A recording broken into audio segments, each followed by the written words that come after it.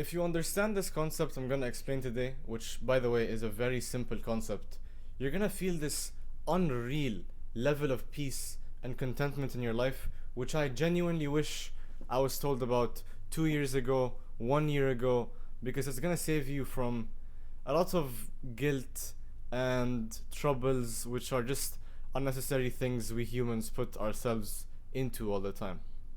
Now, before moving on to this video, I want to quickly define rizq in a very simple and general way, and I found this website and I thought the definition was nice and straight to the point.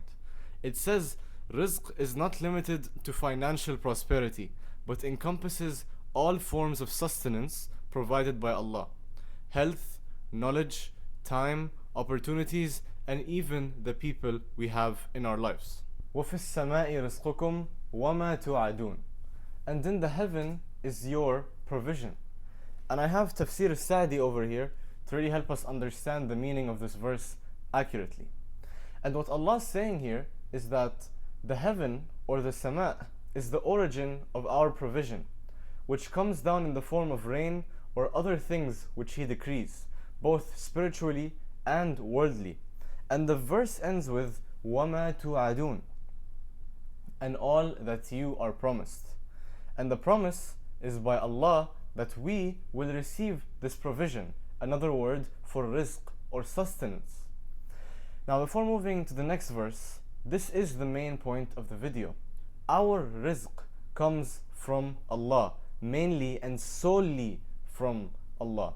Not because of our hard work, not because of this smart way we are working and people are not doing. These are simply us doing hard work, and being able to do all of these things are because Allah has put us in certain environments with certain tools and blessings to be able to do these things. So understand that rizq only comes from Allah. And really understanding this is going to make you humble and will give you humility, which is the characteristics of the people who will inshallah enter Jannah. So that's point number 1. But it doesn't stop there, because in the next verse Allah says, فَوَرَبِّ السَّمَاءِ وَالْأَرْضِ إِنَّهُ لَحَقٌّ مِثْلَ مَا أَنَّكُمْ تُنْطِقُونَ. Allah is now swearing by the Lord of the heaven and the earth Himself that this is true, that what was said in the previous verse we discussed is true. And it's as true as our speaking, right? Hello? Hello? Do you hear me? It's as true as my speaking. Right now you don't doubt that I'm speaking. You can hear what I'm saying. It's extremely obvious. And I can hear myself. So that Allah is going to deliver our rizq from the sama', it is as true and as obvious as my speaking. We shouldn't have any doubt in that, because Allah has sworn by Himself that it's true. Now, we want to ask ourselves, how do we get this rizq, right? Do I have to work harder than others to get more of it? Do we all get the same amount of rizq? Because clearly we've seen that people who generally work harder, they get better results. Now, these are completely fair questions to ask, and I've definitely asked them myself.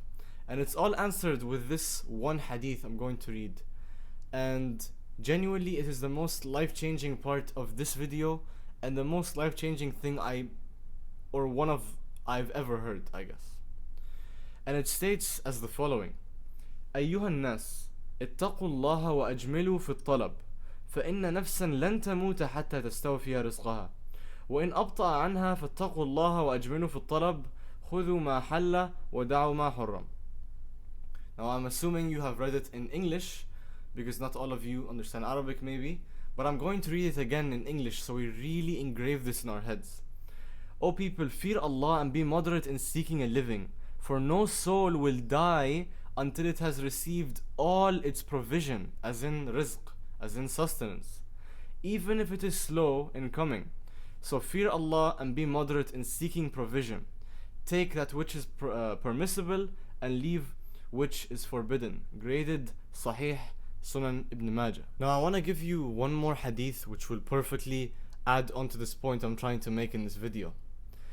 And I just want to quickly say, isn't it crazy how these things, these texts, which give us peace and contentment and happiness in this world, they're literally spoon fed to us.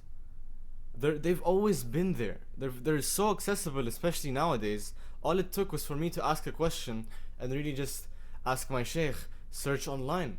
And I found the answer to some of, if not the best source of information in the world. But, anyways, let's begin the hadith from Bukhari and Muslim. You can see around the sixth sentence after Allah or the Prophet is describing the development of the baby in the mother. He says, Allah sends an angel who breathes the life into it, and the angel is commanded to record four things. ويؤمر بأربع كلمات. يكتب رزقه, its provision.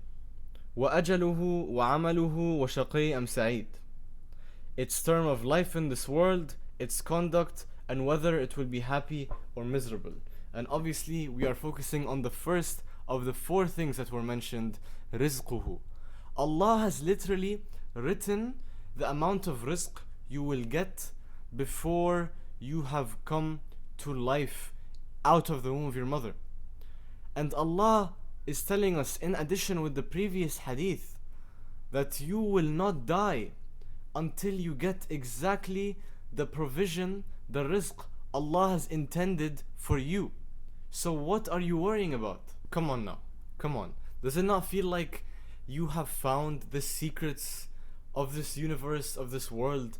Like just these hadith and verses which are so simple, yet they explain some of the things you've been worrying about most of the time in your life, and now you've just been like, oh, well that fixes the issue.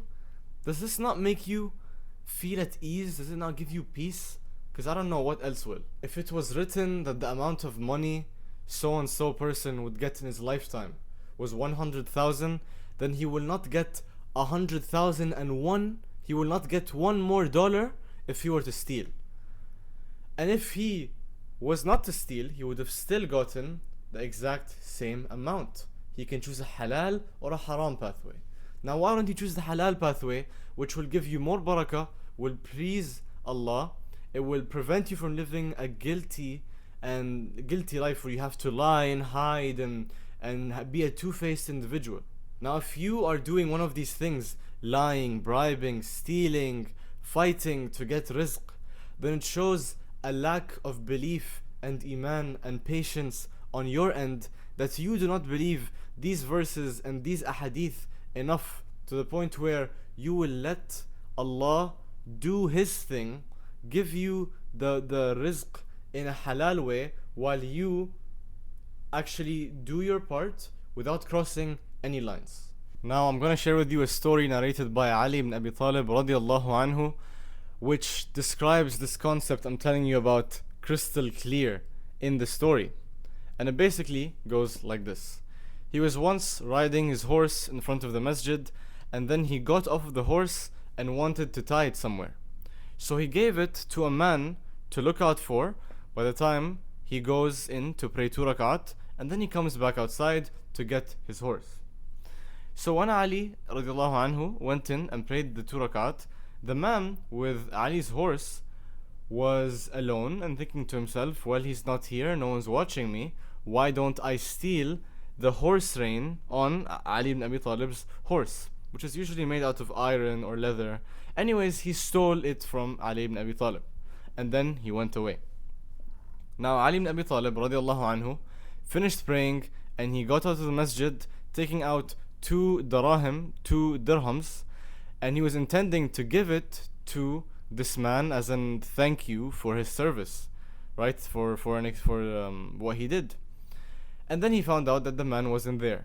So Ali ibn Abi Talib gave these 2 dirham to his servant and told him to go to the marketplace and buy a horse rein for his horse. So when the servant went to the marketplace, he found, lo and behold, the same horse rein which Ali ibn Abi Talib had being sold there by the same man who stole it. So when Ali ibn Abi Talib was told by his servant and got the horse rein back because he bought it, he ended up saying he forbid himself from lawful sustenance by abstaining from patience. The guy got the 2 dirhams which Ali ibn Abi Talib was going to give him anyways. And Ali ibn Abi Talib got his horse rein back. If only he was patient, he would have gotten it in a halal manner. And this is really the problem. The problem is patience or seeking pleasure. It's making you rush your rizq. When you just think about the present, you won't wait for a few seconds, a minute, a few days to get what was intended for you. And this story perfectly and beautifully describes that. How do I know if I'm gonna find the one?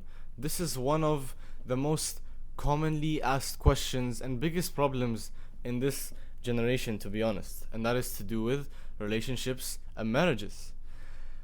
Now, it all starts when a person has a crush, and then they start to do everything in their power to impress a certain person, to essentially, in your perspective, your whole life is, what does this person think of me? What are they gonna say if I do this or that or that? Does this person like me? And your whole life revolves around that during this period.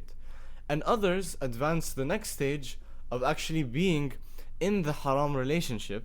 And yes, it may make a lot of people feel uncomfortable, but I'm saying the truth here. You are in a haram relationship, and essentially you are doing it because you think you found the one. But the reason, even bigger than that, is because you want to seek that pleasure in the moment. So you rush that rizq. Because let's say these two people get married, then it was written for them that this person would get married.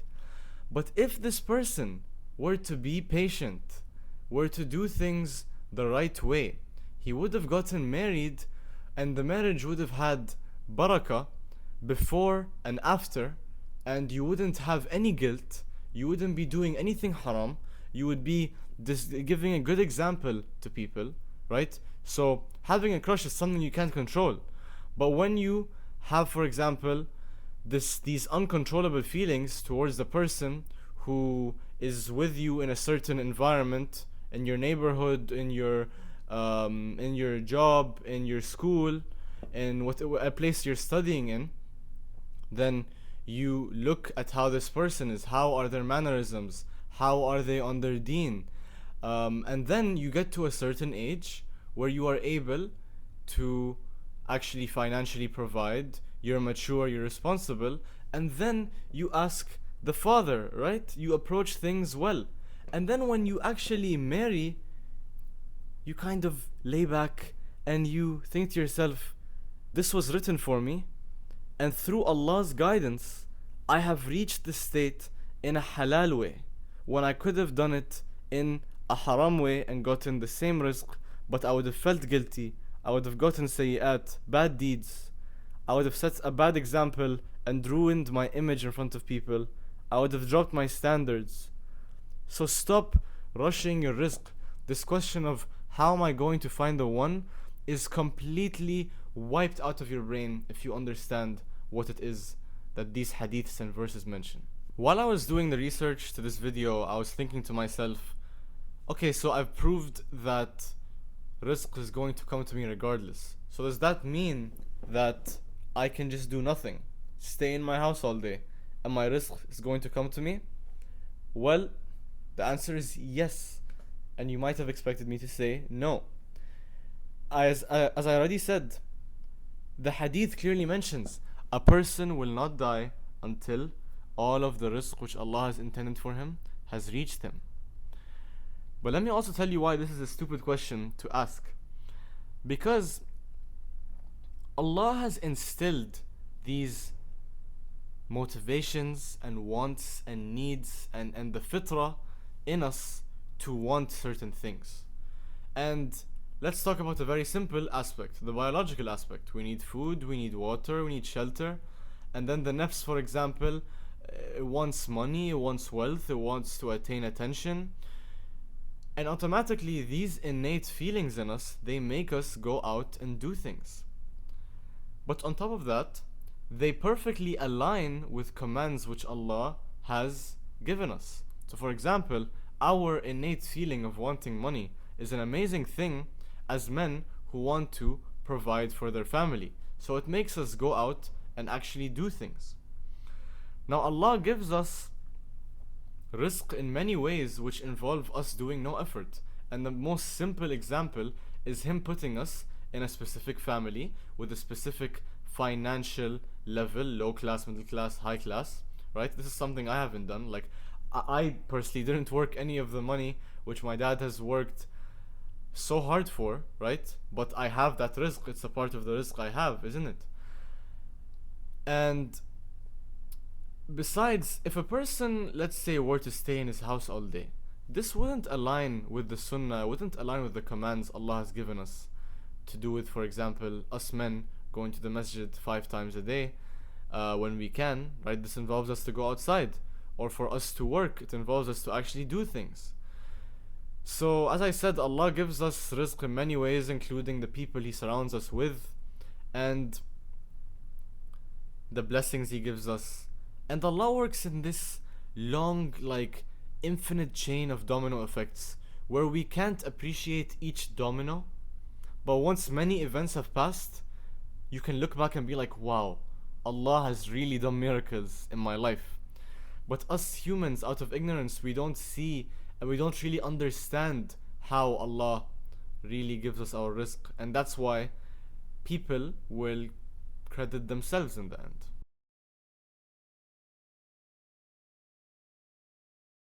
I want to share this funny story which I heard from Sheikh Uthman al-Khamis's lecture regarding the same topic. And it has to do with 2 brothers, and I'm heavily paraphrasing, this is not a hadith. Either way, I just want the main idea from the story. There were 2 brothers, and they were essentially debating and disagreeing on the idea of how rizq comes to a person. One of them claimed that if he stayed in his house, all of the rizq will come to him, while the other said no, you have to get out, get your hands dirty, and that's the only way you will achieve rizq. So one stayed and one went outside. Now when the other went outside, he found this apple on the ground which fell from like a tree outside of a fence, and he took the apple and he started feeling bad for his brother. He was like saying, this guy, he's not thinking right. He thinks things are gonna come to him when he stays in his house. So he went back home with the apple and gave him the apple. And then he says, see, I told you had to get outside to actually get these things. You can't just stay home. And then the guy in the house said, well, who's eating the apple now? You guys get it? The guy in the house, by the end of the story, is the one who got the rizq. But the truth is, they are both right and they are both wrong, because you need both of them together. And us going outside and working and striving to do these things is a form of worship, but we are also living in a way which is best for us, which aligns with our fitrah, which will benefit us the most, right? وَجَعَلْنَا اللَّيْلَ لِبَاسًا وَجَعَلْنَا النَّهَارَ مَعَاشًا. Ma'asha, like, it refers to this period of the day involving going outside and doing things, right? The same way that the bird goes outside and comes back with a full stomach, it has to go out and do these things the same way that the man went outside and got the apple. Now, we can see how Allah has, as we say in Arabic, فضل بعض على بعض. He has preferred some over others in terms of the rizq which He gives them. Now in this hadith, the Prophet ﷺ says, إِنَّمَا الدُّنْيَا لِأَرْبَعَةِ نَفَرٍ. The world is only for 4 persons. The first person stated in the hadith is a person whom Allah provides with wealth and knowledge. So he has taqwa of Allah with it, nurtures the ties of kinship with it, Salat al-Rahim, and he knows that Allah has a right in it. This is the most virtuous rank. The second is a slave whom Allah provides with knowledge, but He does not provide with wealth. Now listen here, okay? If he has the truthful intent and tells himself, if I had this man's wealth, I would do the deeds of so and so with it, then the rewards are the same. Simply the man having that intention will make him have the same reward. Now the third is a slave of Allah whom Allah provides with wealth, but He does not provide him with knowledge. So he spends his wealth rashly, like excessively, without knowledge, or carelessly, nor having taqwa of his Lord, nor nurturing the ties of kinship, and he does not know that Allah has a right in it. So this is the most despicable rank, as in like a disgusting low rank. And the same way I told you, if you have the same intention, you get his reward. Well, here it shows you if you have the same intention as the bad one, you get the same sin. Lastly, a slave whom Allah does not provide with wealth nor knowledge, so he says, if I had that wealth, I would do the deeds of so and so with it. So essentially, you look at the celebrity and you say, if I had this wealth, I'll be drinking what he drinks, eating what he eats, partying the way he parties, spending time with these girls the same way he is. You will get the same sin as him. Now, a very nice way to reflect is to really just ask yourself, if I had the money of Mr. Beast, let's say, would I be doing so and so good things with it? And if you are watching this video, I'm assuming, mashallah, Allah Mubarak, you are privileged enough, you have internet, you have a device to watch this, you have free time to watch this video, then you probably have enough rizq to do good things and to gain knowledge with the rizq which you have. Now in both cases, inshallah, you will be rewarded equally. So, to end the video, a reminder to you all and a reminder to myself first. How can I lie to anyone? How can I lie to my parents, to people, to deceive them to get rizq? How can I cheat to do good in exams, to get a job? How can I bribe to get so and so? How can I do any of these wrong things to get my rizq after hearing these ahadith and hearing these verses? My rizq is going to come to me regardless, but don't make it the center of your life. I want to thank you all immensely for the support on the last video. It got somehow, subhanallah, alhamdulillah, over 15,000 views, and that video alone has made me surpass the 1,000 subscriber mark. So I appreciate it if you could subscribe and like. Appreciate the support, and assalamu alaikum wa rahmatullahi wa barakatuh. أيها الإنسان ما تنشغلش قوي بالرزق إلا أن تذهب إلى الرزق مش تخلقه. اذهب للرزق فامشوا في مناكبها وكلوا من رزق